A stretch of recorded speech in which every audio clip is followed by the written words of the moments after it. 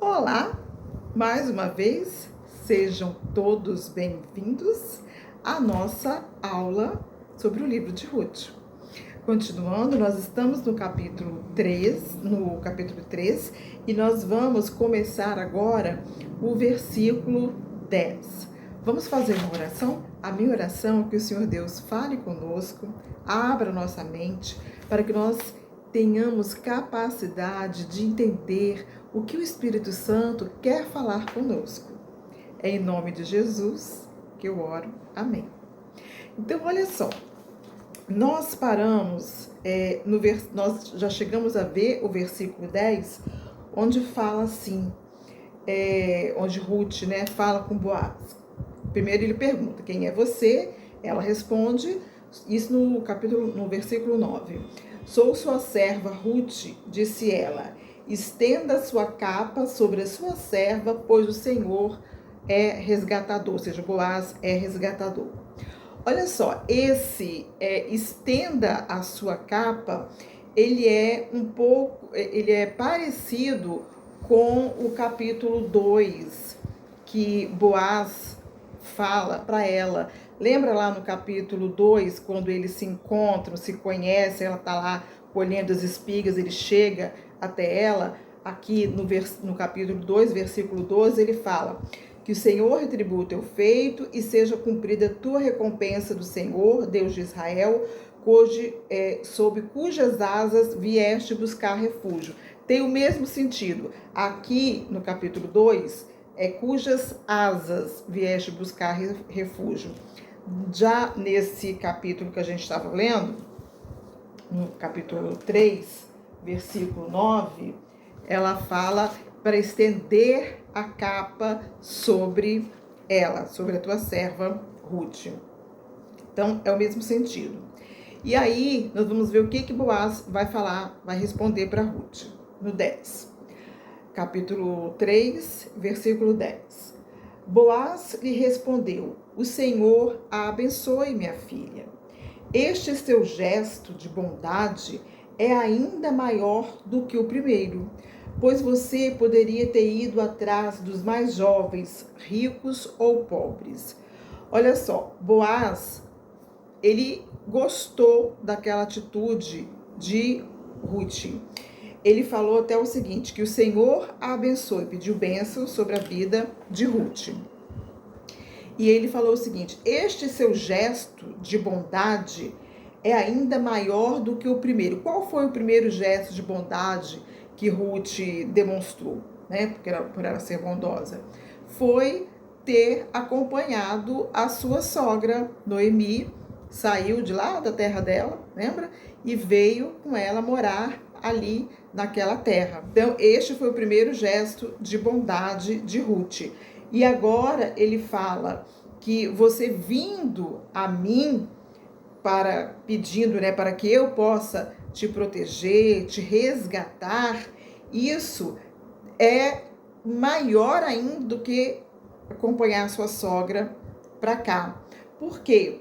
Porque você poderia ter ido atrás de jovens, você é jovem, você poderia ter ido atrás de jovens, tanto ricos quanto pobres.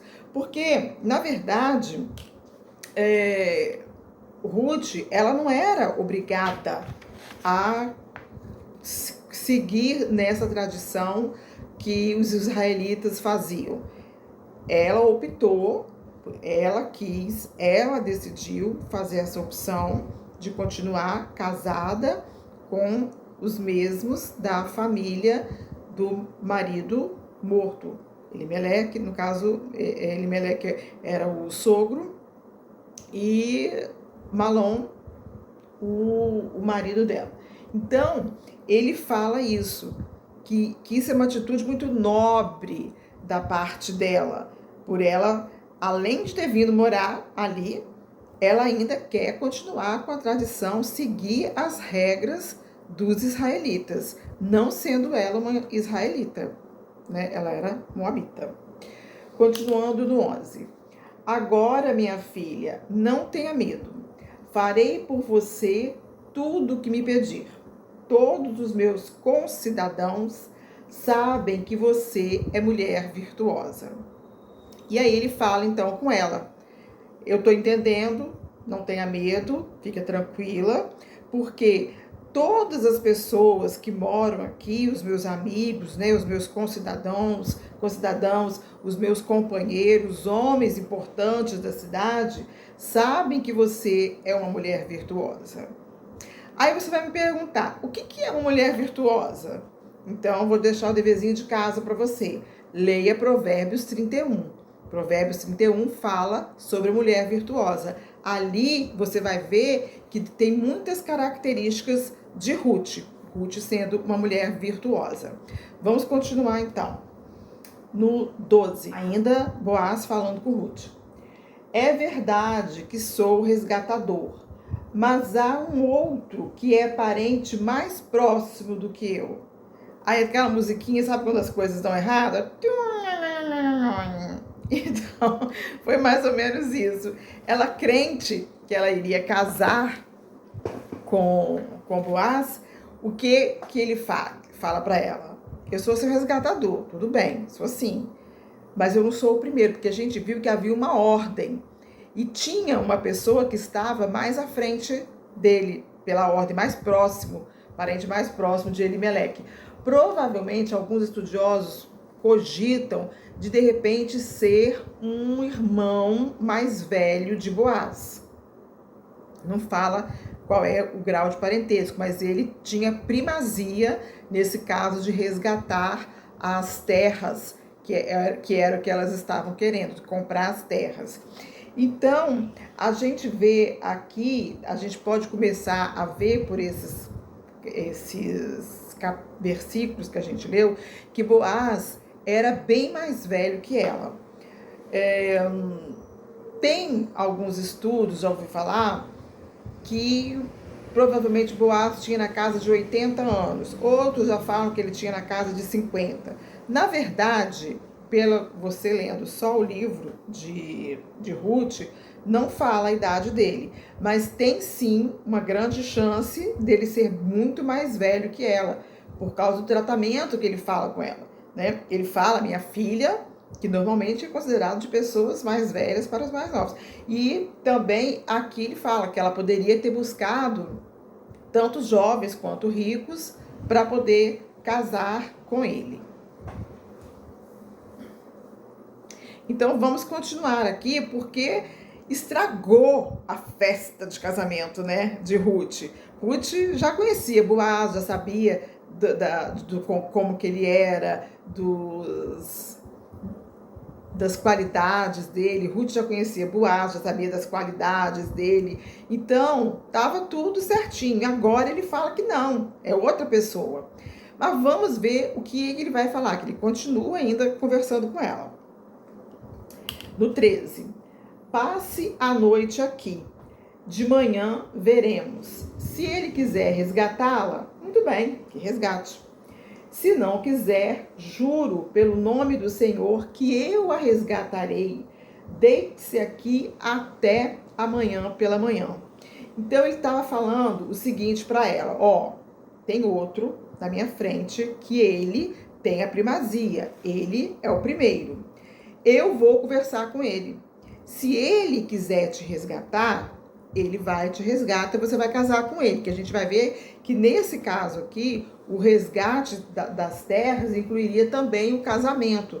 Porque Ruth, iriam as terras junto com o casamento, e a gente vai ver que teria que ter filhos e tal, né? Mais pra frente a gente vai ver. Então, aqui ele continua falando: se ele não quiser casar com você, eu caso, mas primeiro vamos conversar com ele. E aí, como estava tarde da noite, olha só como sempre ele está preocupado com ela. Ele falou: passa a noite aqui, não vai embora para sua casa, para a cidade, sozinha, à noite, é perigoso. Dorme, deita aqui, e amanhã, de manhã, quando o sol estiver quase nascendo, estiver menos perigoso, você pode ir. E foi então o que ela fez. Vamos ler então no 14. O que acontece? Olha só. Ela ficou deitada aos pés dele até de manhã, mas levantou-se antes de clarear, a ponto de alguém poder ser reconhecido. Boaz pensou: ninguém deve saber que esta mulher esteve na ilha. Olha só, gente, ela ficou deitada, ela dormiu ali o restante da noite. Quando, antes do sol aparecer, Boaz acordou ela, que ele pensou: ela não pode ser vista aqui comigo. Gente, naquela época não era muito fácil um homem estar conversando com outra mulher tão tranquilamente assim. Havia muito pudor, muito respeito um com o outro, principalmente que eles não eram casados, eles não tinham nada, era só parentesco e ainda para um grau bem, né, elevado lá, bem para cima lá, bem distante. Então, ele pensou: eu tenho que proteger a reputação, porque ela é uma mulher virtuosa. Todos aqui da cidade sabem dos procedimentos dela. E se alguém fica sabendo que ela está aqui, o que podem falar dela? Então, vamos continuar aqui no 15. Por isso ele falou: traga-me o manto que você está usando e segure-o. Ela o segurou e o homem despejou nele 6 medidas de cevada e o pôs sobre os ombros dela. Depois ele voltou para a cidade. Ele e ela também, né? Então, ele continua sempre com aquele cuidado. Ele falou assim: ela não vai voltar aqui de mãos vazias. Pega o seu manto que você trouxe, eu vou encher ele com os grãos que estavam por ali e você vai levar isso para casa. E aí ela fez uma trouxa com os grãos e foi. Vamos ver aqui no 16. Quando Ruth voltou à sua sogra, esta lhe perguntou: como foi, minha filha? Ruth lhe contou tudo o que Boaz lhe tinha feito. Então, eu acho que Noemi deveria estar lá, nem ter dormido à noite, né? Querendo saber o que aconteceu. Quando viu ela chegar lá, falou: ela chegou aqui sozinha, sem ele, como é que foi? Porque acho que ela pensou que fosse chegar com os dois juntos, né? Já casados. Então, ela pergunta como é que foi, o que aconteceu, e ela fala, então, tudo que se passou ali. No 17, ela continua: ele me deu estas 6 medidas de cevada, dizendo: não volte para sua sogra de mãos vazias. Então, ele sempre preocupado com ela, mandou ela levar aqueles mantimentos, né, para elas, porque elas iriam precisar. E para encerrar o capítulo 3, vamos ler o versículo 18. Disse então Noemi: agora espere, minha filha, até saber o que acontecerá. Sem dúvida, aquele homem não descansará enquanto não resolver esta questão hoje mesmo. Já estava pela manhã e a Noemi falou: fica tranquila, agora é com ele. Que o coração dela deveria estar inquieto para resolver aquela situação, né? Afinal de contas, eu vou casar com Boaz, eu vou casar com outro. Quem é esse outro? Que ali não fala. Como vai ser a nossa situação? Nós vamos morrer de fome? Como vai ser? Então o coração dela estava inquieto. E aí Noemi fala para ela: acalma o seu coração, Ruth, que esse homem, ele é um homem íntegro, ele é um homem honesto, nós já conhecemos ele, nós já sabemos que ele é um homem que cumpre com a palavra. Você vê que ele nem era o nosso resgatador em primeiro lugar, mas ele já estava cuidando da gente e ele vai continuar cuidando. Ele não vai esquecer da gente, não vai esquecer de você. Hoje mesmo, esse homem vai resolver essa situação. E aí a gente termina aqui com o final do capítulo 3. Nós vamos agora para o capítulo 4, que é o último capítulo, que a gente vai ver essa negociação. É um negócio que eles vão fazer. E a gente vai ver como que é feito, onde que é feito. Então, nós vamos ver isso no capítulo 4. Hoje vamos ficar por aqui. Continuo orando para que o Senhor fale conosco enquanto a gente vai assimilando essas palavras, lendo. Não esqueçam de ler Provérbios 31 sobre a mulher virtuosa, e também leiam o capítulo 4, que é ele que a gente vai começar na próxima aula, tá bom?